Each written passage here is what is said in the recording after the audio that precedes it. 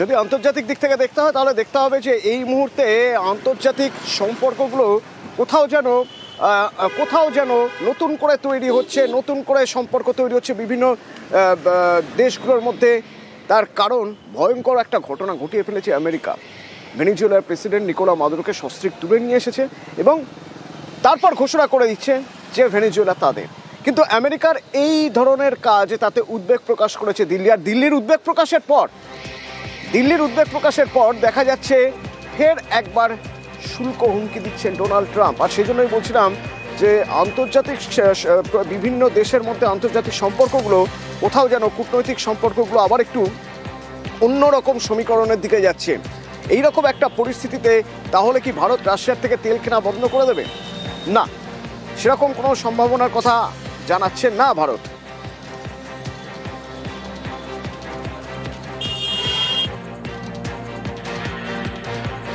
He knew I was not happy, and it was important to make me happy. They do trade, and we can raise tariffs on them very quickly, and it would be very bad for them.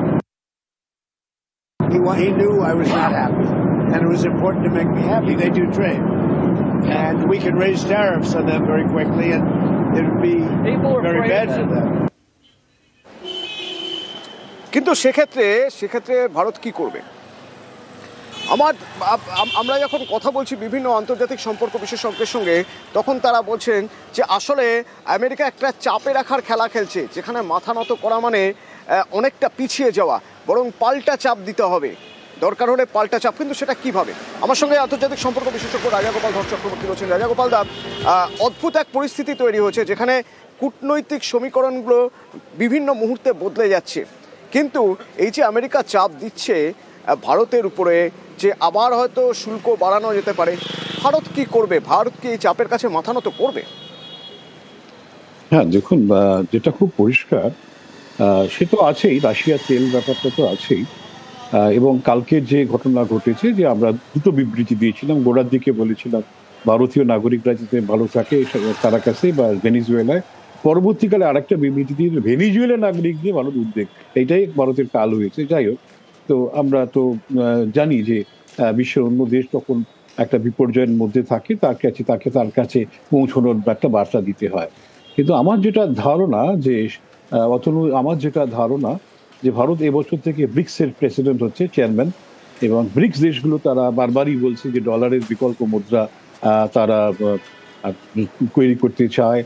বিকল্প মুদ্রা যদি না আসে, নিজের দেশের currency নিয়েই ব্যবসা করবে, এরকম ব্রিক্স দেশগুলো বলছে, যারা 40% একটা সম্ভাবনার কথা কি আমরা ভাবতে পারি যে এবার যখন ভেনিজুয়েলা হাতে, তখন আমেরিকা খুব স্বাভাবিকভাবেই চাইবে তার হাতছাড়া হয়েছে যে দেশগুলো, মানে যে দেশগুলো রাশিয়া থেকে তেল নিচ্ছে, সেই দেশগুলোকে কাছে টানতে। সেক্ষেত্রে কিছুটা হলেও কম দামে ভারতকে হয়তো তেল দেওয়ার অফার দেবে। তাতে কি ভারতের সুবিধা হবে না? কারণ ভারত তো কম দামে তেল কিনবে বলেই রাশিয়ার কাছে গিয়েছিল। হ্যাঁ, ভারত যেটা করে মানে প্র্যাগমেটিক ফরেন পলিসি, অর্থাৎ বাস্তববাদী ফরেন পলিসি। এখন আমরা তো পরিষ্কার বলে দিয়েছিলাম, তখনই বলেছিলাম রাশিয়া থেকে তেল কেনার তো আমার দরকার নেই, তোমরা যদি দিয়ে দাও ওই দাম। কিন্তু তারা তো কেউ দেয়নি। সুতরাং তারা সেই দামে, কেননা ওই যে ওপেকের যে নির্দিষ্ট রেট আছে তার থেকে কমে দেওয়ার মতন জায়গায় তারা তো নেই। রাশিয়া আমাদের নানানভাবে ডিসকাউন্ট তেল দিচ্ছে, তারা সেটা কিন্তু ওরা নিতে পারে। তো আপনি যদি বলছেন ওরা দেওয়ার কথা বলছে, আমি জানি না শুনিনি কি দিবে কিনা, যদি দেয় ভারতের তো অসুবিধা কিছু নেই। কিন্তু সে জায়গায় আমার মনে হয় না ওরা নেই। ওরা কিন্তু হচ্ছে যে শক্তিতে মানে হেজিমনি এস্টাবলিশ করতে চায়।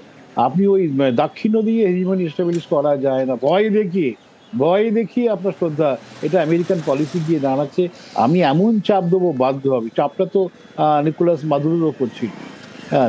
এত যুদ্ধ জাহাজ চারিদিকে ঘিরে রেখেছে, সে কিন্তু আমেরিকার প্রতিবাদ করেই যাচ্ছিল, মাথা নত করতেই হবে। এটাই হচ্ছে যে ট্রাম্পের প্রিন্সিপাল, ভারতের কাছে সেটা চাইছে। এবং বলছে যে দেখুন, বলছে যে ভালো লোক, মানে মোদি ভালো লোক, কিন্তু ভারতের পলিসি খারাপ। অর্থাৎ মোটামুটি ভাবে মোদিকে বলছেন মাদুরের মতন অবস্থা আমি তোমায় করবো না, কিন্তু ভারতের হতে পারে। এই যে ভাবনা, এটা কিন্তু মারাত্মক একটা ভয় দেখানো হুমকি ভারতের উপর দিয়ে নেওয়ার চেষ্টা করছে। কিভাবে ভারত সরকার নেয় সেটা দেখা। এবং রাজাগোপাল দা, এইরকম ক্ষেত্রে বারবার দেখা গেছে ভারত একটা নিউট্রাল অবস্থান নিয়েছে, এক্ষেত্রেও এখনো পর্যন্ত নিউট্রাল অবস্থান, এবং উদ্বেগ প্রকাশ করেছে আমেরিকা যে ধরনের ঘটনা ঘটিয়েছে সেক্ষেত্রে। তাহলে এর কি কোনো প্রভাব পড়তে পারে ভারতের সঙ্গে আমেরিকার যে প্রতিরক্ষা খাতে একটা বড় চুক্তি হয়ে রয়েছে, সেখানে কি কোনো প্রভাব পড়তে পারে? দেখুন, এই তো ব্যবসা, ওরা তো মানে যখন অস্ত্র শস্ত্র বেচছে, আমাদের তো কম দামে বেচছে না। হ্যাঁ, সুতরাং অস্ত্র বেচে ওদের যথেষ্ট পয়সা হয়। সুতরাং আমাদের যদি অস্ত্র, আমাদের সেই অস্ত্র কিনবে এটাকে। Bharat one of the largest buyer of weapons. হ্যাঁ, সুতরাং আমেরিকা যদি বলে ভারতকে বেচবো না, কিনবে এটাকে, তাই না? কেউ বাজার নিজের থেকে ছোট করে, সুতরাং সেটা ছোট করে না। সে তো আমেরিকা, সেদিকে তো অসুবিধে নেই। হ্যাঁ, এবং আমেরিকা যদি না অস্ত্র দেয়, অন্য অনেক দেশের কাছ থেকে আমরা, ইসরায়েল এখন আমাদের যথেষ্ট অস্ত্র ইসরায়েল দিচ্ছে। রাশিয়ার সঙ্গে আমরা নানানভাবে চুক্তি করেছি, রাশিয়ান অস্ত্র কি করে পাওয়া যায় এবং দেশে তৈরি করা। আমরা এখন যেটা চেষ্টা হচ্ছে কিভাবে অস্ত্রগুলো বিদেশি সহায়তায় দেশে তৈরি করা। আমেরিকাকে অস্ত্র দিল না। আপনার কাছে আমার শেষ প্রশ্ন থাকবে, কিছুদিন আগেই আপনার সঙ্গে আমার কথা হচ্ছিল, যেখানে আপনি বলছিলেন এবং আমরা প্রায় সবাই, মানে সব আন্তর্জাতিক সম্পর্ক বিশেষজ্ঞরাই সহমত হচ্ছিলেন যে কোথাও অক্ষের শিফট হচ্ছে, পাওয়ার শিফট হচ্ছে, অর্থাৎ পশ্চিম থেকে পূর্বের দিকে পাওয়ার শিফট করে যাচ্ছে। এখন কি বলবেন যে অবস্থান বদল হয়েছে? দেখুন, এই মুহূর্তে তো ব্যাপক পরিবর্তন ঘটেনি। ব্যাপারটা হচ্ছে, একটা সময় দুটো পক্ষ ছিল, কোল্ড ওয়ারের সময়। আপনি দেখবেন 1971 সালে ভারত যখন বাংলাদেশের অভিযানে রয়েছে, আমেরিকা 7th ফ্লিট পাঠিয়ে ভয় দেখাল, সঙ্গে সঙ্গে রাশিয়া কিন্তু নিউক্লিয়ার সাবমেরিন পাঠিয়ে দিয়েছিল। এখন কিন্তু সেই পরিস্থিতি নেই, সবাই নিজের দেশ সামলাতে ব্যস্ত। রাশিয়া কিছু করেনি, চীনও কিছু করেনি। হ্যাঁ, আমরা দেখলাম যে কিম জং নর্থ কোরিয়া থেকে কিছু আওয়াজ দিচ্ছে, তার নিউক্লিয়ার অস্ত্র আছে। যাই হোক, এখন Bharat is a nuclear state. যে জিনিসটা আমেরিকা ভেনিজুয়েলার কাছে করেছে, ভারতের পক্ষে তার পক্ষে হয়তো সেই দিকে এগোতে চাইবে না। রাশিয়া কিন্তু বলেছে, এখন আমেরিকা যেভাবে এগোলো, এবারে সব দেশের হাতেই নিউক্লিয়ার অস্ত্র না থাকলে আমেরিকা এরকম করতেই থাকবে। তো যাই হোক, ভাবনা চিন্তা সকলেই করবে। আমেরিকা যে ধরনের ভাবনা চিন্তা করছে, আমেরিকার ভেতরেই কিন্তু একটা বিরাট প্রতিবাদ কিন্তু হয়ে উঠছে। নিউ ইয়র্কে মেয়র প্রতিবাদ করেছেন, ডেমোক্র্যাট পার্টির মেম্বারসরা ভীষণভাবে সোচ্চার, এমনকি ট্রাম্পের যে নিজের পার্টি রিপাবলিক, তারাও কিন্তু চেঁচিয়ে উঠছে। যে স্বস্তিতে ট্রাম্প আছেন রাজগোপাল দাস, সেটা বোধহয় বলা যাবে না। ধন্যবাদ। রাজগোপাল দাস চক্রবর্তী, আন্তর্জাতিক সম্পর্ক বিশেষজ্ঞ, আমার সঙ্গে ছিলেন। কি অভিযোগ করা হয়েছে? অভিযোগ করা হয়েছে যে ভেনিজুয়েলা থেকে প্রচুর পরিমাণে মাদক ঢোকানো হয় আমেরিকায়। সেই মাদক যাতে না ঢুকে তা বন্ধ করতে হবে।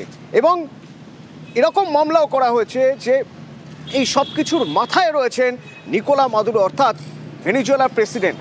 আর সেই অভিযোগে তাকে তার বাড়ি থেকে তুলে নিয়ে চলে এলো আমেরিকা। আসলে ভেনিজুয়েলায় যে বিরাট পরিমাণে খনিজ তেল রয়ে গেছে, বিশ্বের সবচেয়ে বেশি পরিমাণ খনিজ তেল যদি কারো কাছে থেকে থাকে তাহলে ভেনিজুয়েলার কাছে। নজর হচ্ছে তাতে। আমেরিকা চাইছে সেই খনিজ তেলের একধিপত্য, আধিপত্য।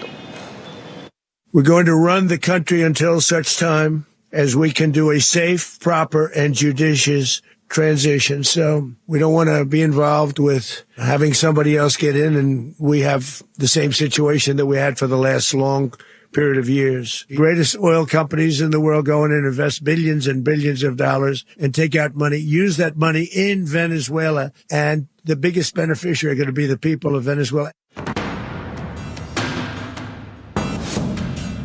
দক্ষিণ আমেরিকার উত্তর উপকূলে ভেনেজুয়েলা, এই দেশে রয়েছে বিশ্বের সবচেয়ে বড় খনিজ তেলের ভান্ডার। সেই ভেনেজুয়েলাতেই শুক্রবার রাতে একের পর এক হামলা চালায় আমেরিকা। সস্ত্রীক রাষ্ট্রপতিকে বাড়ি থেকে অপহরণ করে তুলে নিয়ে যায় আমেরিকার নিউ ইয়র্কে। ট্রাম্প প্রশাসনের বরাবরই দাবি, ভেনেজুয়েলার মাদুরো সরকার মাদক চক্র চালায় এবং আমেরিকার দক্ষিণ সীমান্ত দিয়ে অনুপ্রবেশেও সাহায্য করে। এই অভিযোগেই ভেনেজুয়েলায় হামলা। কিন্তু এগুলি যে আসল কারণ নয়, আসল লক্ষ্য যে তেলের ভান্ডারের দখল নেওয়া, তা স্পষ্ট করে দিয়েছেন খোদ ডোনাল্ড ট্রাম্পই। একই সঙ্গে তিনি এও দাবি করেছেন, মার্কিন সংস্থাগুলি তেলের ব্যবসা করলে নাকি আখেরে ভেনেজুয়েলাবাসীর সবচেয়ে বেশি উপকার হবে। We're going to run the country until such time as we can do a safe, proper, and judicious transition. So we don't want to be involved with having somebody else get in and we have the same situation that we had for the last long period of years. The greatest oil companies in the world go in and invest billions and billions of dollars and take out money, use that money in Venezuela, and the biggest beneficiary are going to be the people of Venezuela. বিশ্বের সবচেয়ে বড় তেলের ভান্ডার ভেনেজুয়েলায়। উপযুক্ত পরিকাঠামোর অভাবে সব জায়গা থেকে তেল তুলতে পারে না ভেনেজুয়েলা। তা সত্ত্বেও বিশ্বের বহু দেশকে তারাই তেল বিক্রি করে। এ হলো ভেনেজুয়েলার একবার দখল পাওয়া মানে হাতে চাঁদ পাওয়া। তাই অনেক দিন ধরেই ট্রাম্পের পাখির চোখ ভেনেজুয়েলার তেল ভান্ডার। ভেনেজুয়েলায় পৃথিবীর মধ্যে সবচেয়ে বেশি তেল আছে, তো আমেরিকার লক্ষ্যই ছিল সেইটা, সেখানকার তেলের সম্পদের উপরে কবজা বসানো এবং যে সমস্ত ক্রিটিক্যাল মিনারেলস আছে সেগুলোর উপর নজর দেওয়া। যে সমস্ত দুষ্প্রাপ্য খনিজ আছে যেগুলো আমাদের আজকাল ডিজিটাল ওয়ার্ল্ডে কাজে লাগে, আমেরিকা তারই একটা নিয়ন্ত্রণ নিতে চাইছে। 2024 সালের হিসেব অনুযায়ী সবচেয়ে বেশি খনিজ তেল রয়েছে ভেনেজুয়েলায়, প্রায় 30,300 কোটি ব্যারেল। সৌদি আরবে 26,700 কোটি ব্যারেল, ইরানে 20,900 কোটি ব্যারেল, আমেরিকায় 4,500 কোটি barrel. Well, we're going to be running it with a group, and we're going to make sure it's run properly. We're not doing this in vain. Run very judiciously, very fairly. We built that whole industry there.